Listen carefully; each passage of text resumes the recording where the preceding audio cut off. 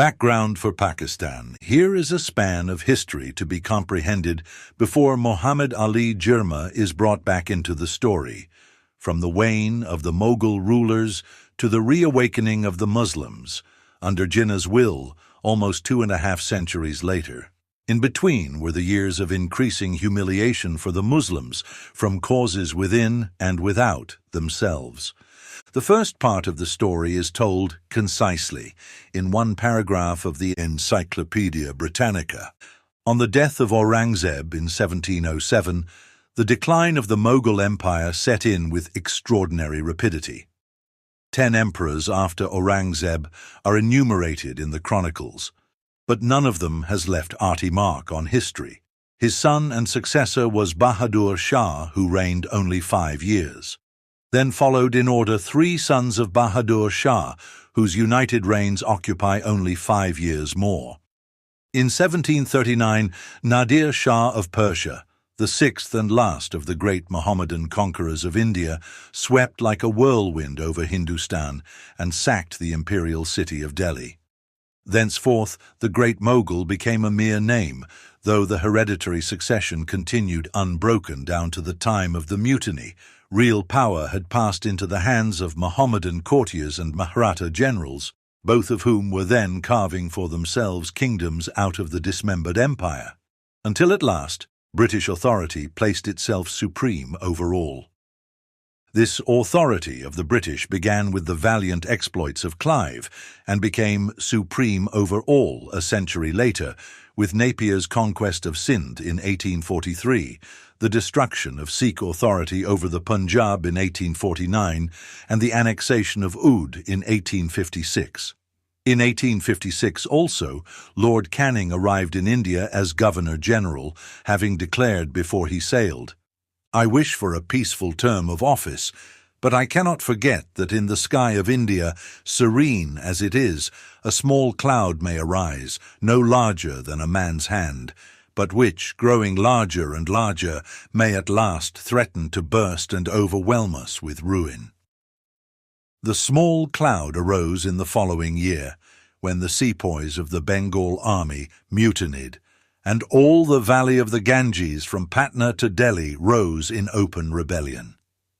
In 1 month, 30,000 native troops deserted from the army in northern India. 3 statements from the many made before the transfer of the government of India to the Crown reveal the British reaction to the horrors that spread and endured for 1.5 years. At Balmoral, Queen Victoria and Prince Albert opened a map of India and studied the reports of the massacre at Cawnpore, the hideous, unheard-of murders, unspeakable cruelties done to poor ladies and children. The Queen wrote to the Empress Augusta of the 1,000 Europeans besieged, hungry and in terror, within the walls of Lucknow, and of the terrible dangers of the 24,000 Britons at the mercy of 1 million rebel Indians. She added, "There is hardly a family who has not lost a relation or is not in anxiety about them."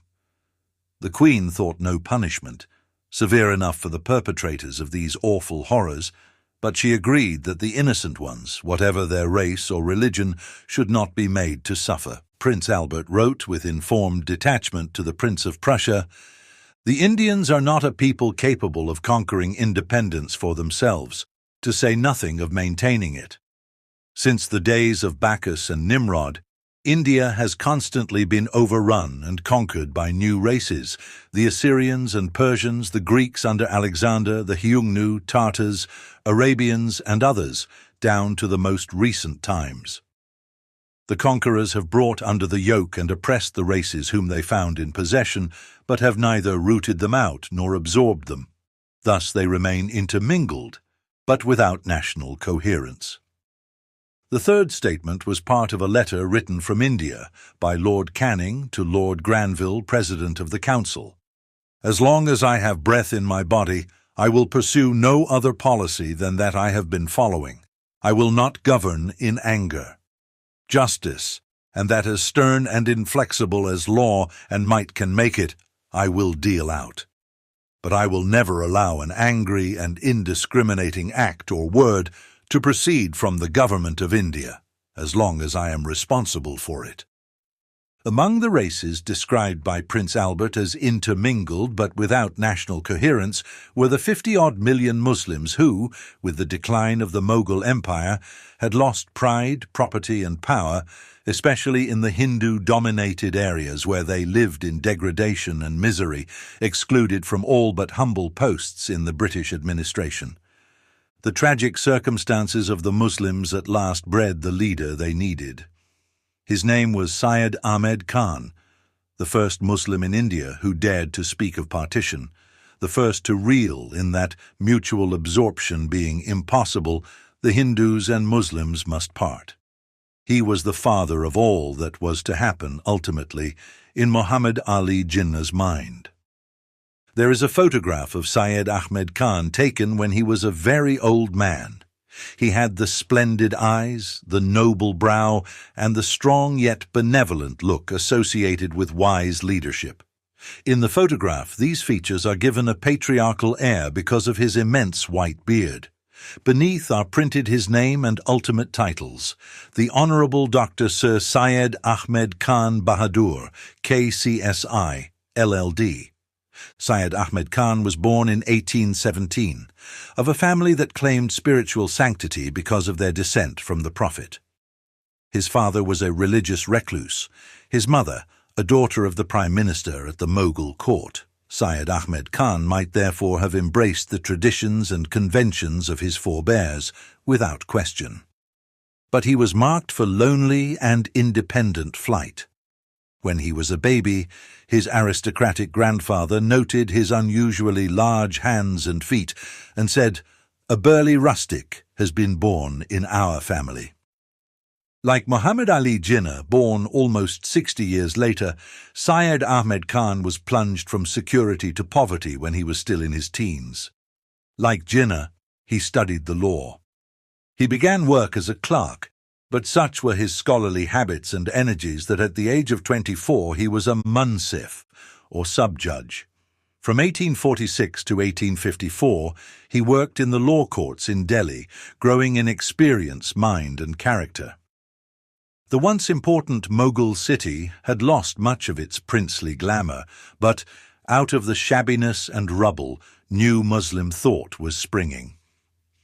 Syed Ahmed Khan found himself surrounded by young voices chanting the virtues of reform, and he soon became their leader.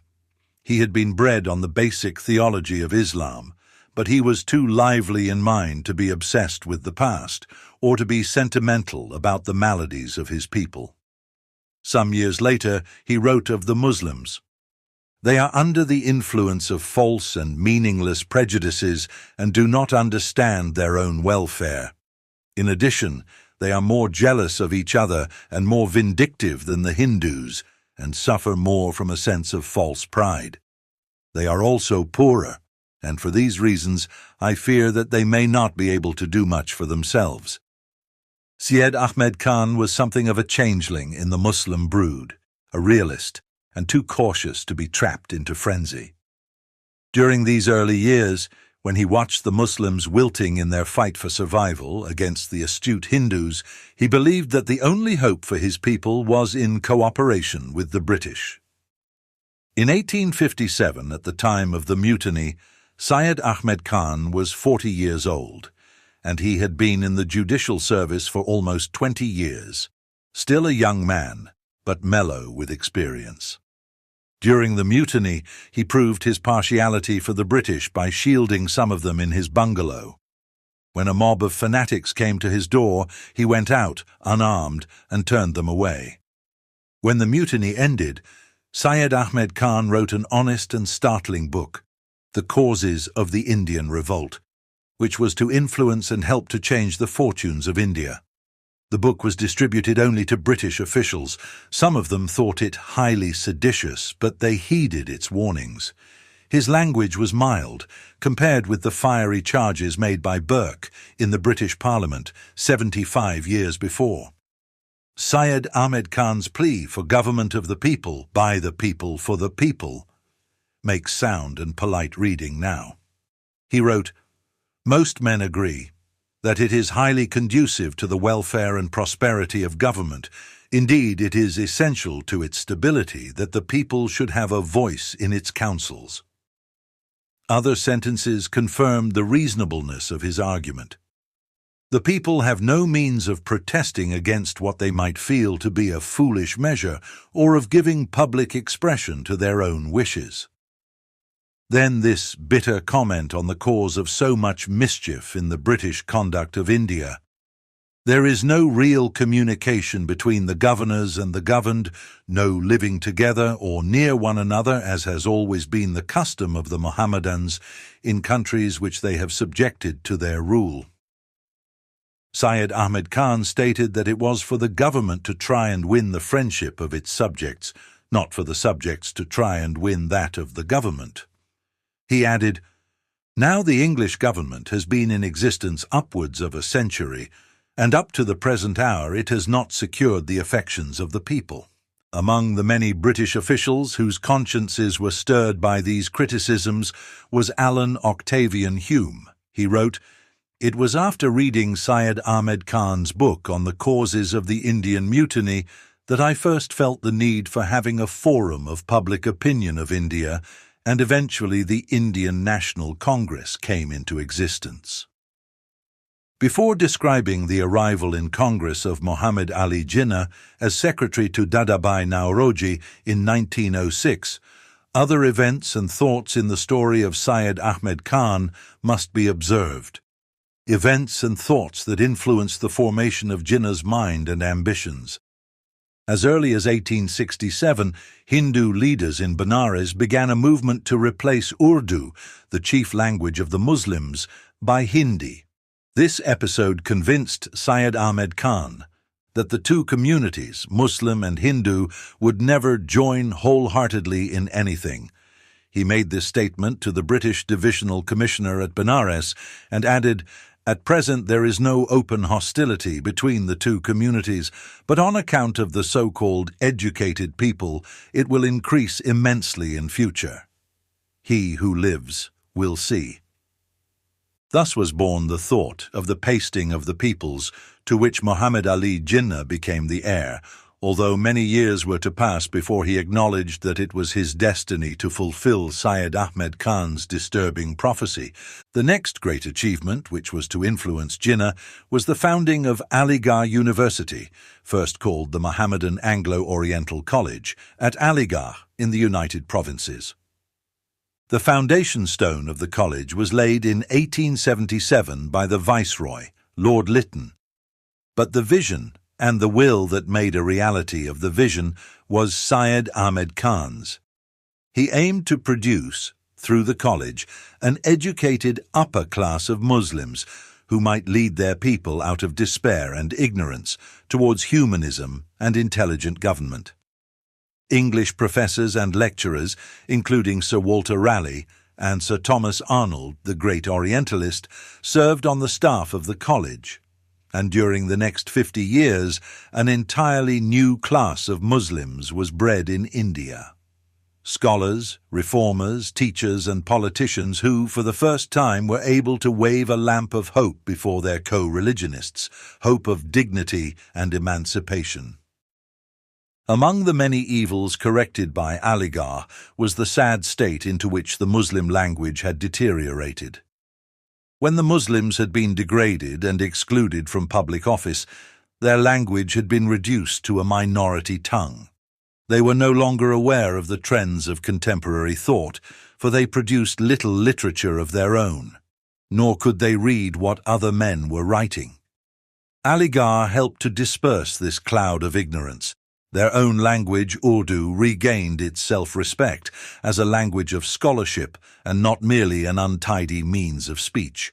Also, English and European literature was made available to the students, and they became alive to the spread of liberalism in England.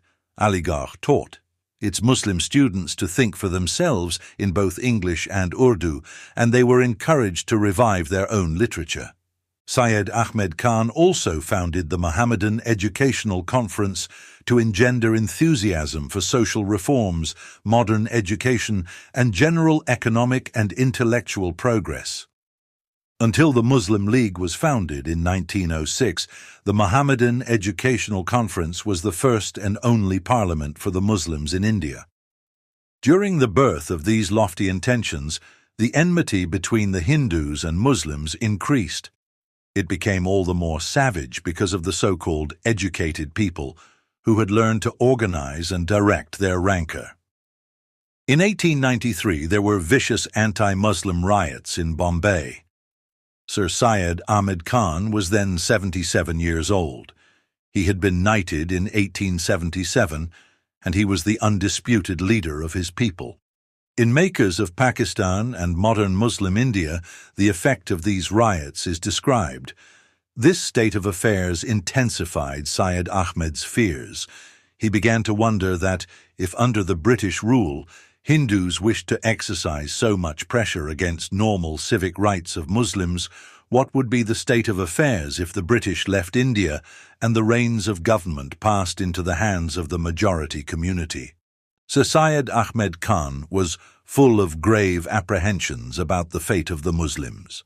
In a speech in 1883, 10 years before the Bombay riots, he had said, "Now suppose that all the English were to leave India, then who would be the rulers of India? Is it possible that under these circumstances, two nations, the Mohammedan and Hindu, could sit on the same throne and remain equal in power? Most certainly not. It is necessary that one of them should conquer the other and thrust it down. To hope that both could remain equal is to desire the impossible and the inconceivable." There was another Muslim leader, the Aga Khan, who was also aware of the importance of British rule to the safety of his people. In his book, India in Transition, he wrote of the state of the Muslims during the last decade of the 19th century. The average Indian Muslim looked upon himself as a member of a universal religious brotherhood, sojourning in a land in which a neutral government with a neutral outlook kept law and order and justice. While his allegiance was to Queen Victoria, his political self-respect was satisfied by the existence of the sultans at Constantinople and Fez, and of the Shah and Khedive at Tehran and Cairo. The fact that the British government was the mainstay and support in the diplomatic arena of the independent Mohammedan states was naturally a source of continued gratification to him. During most of this time, Muhammad Ali Jinnah was still in England, unaware that Sir Syed Ahmed Khan was creating for him the two beliefs that were to dominate the latter half of his life. That separation of the two chief races in India was inevitable, and that only through education might the Muslims find the way to freedom, peace, and reason. When the first generation of Aligarh students was already helping the Muslims towards a larger life and freedom of heart, Jinnah was still tramping between Lincoln's Inn, the British Museum, and his lodgings in Russell Road. Later, when he was a middle-aged man, he spent many days at Aligarh, talking to the students, usually in the role of stern disciplinarian, concerned with their responsibilities rather than their ambitions or grievances. One evening, some students of another college called on him to seek his guidance. When some of them were critical of their elders, Jinnah interrupted them with the question, "How many of you have lamps on your bicycles?" Only one could say yes. Jinnah quickly answered, "Do not criticize others when you yourselves have not yet learned to respect the sanctity of the law." This was his outward method with the young, but behind the brusque words was tenderness. Aligarh was largely the focus for this emotion when he was older. There he could find the young thinkers who would listen to the phrases of wisdom he liked to scatter when he was in a mood for moralizing. Proof of this devotion to Aligarh lies in the 2 or 3 short pages of his will, written on some sheets of Legislative Assembly paper on May 30th, 1939, 8 years before the partition of India. Subject to family bequests and gifts to certain institutions, Jinnah ordered the rest of his fortune to be shared between Aligarh University, Islamia College at Peshawar, and the Sindh Madrasa in Karachi, where he had been a schoolboy. Jinnah never revised his will, even after partition. Although Aligarh was then in alien territory, he did not withdraw his gesture. Through the long months in 1948, when he knew that he was dying, he did not change his mind. Over small things, the rationing of tea to his staff, the price of a tie, the amount of petrol used in his car, he could be exasperatingly penny-wise. Over any immense issue, such as this endowment of Aligarh, there was no rancor or pettiness in his heart.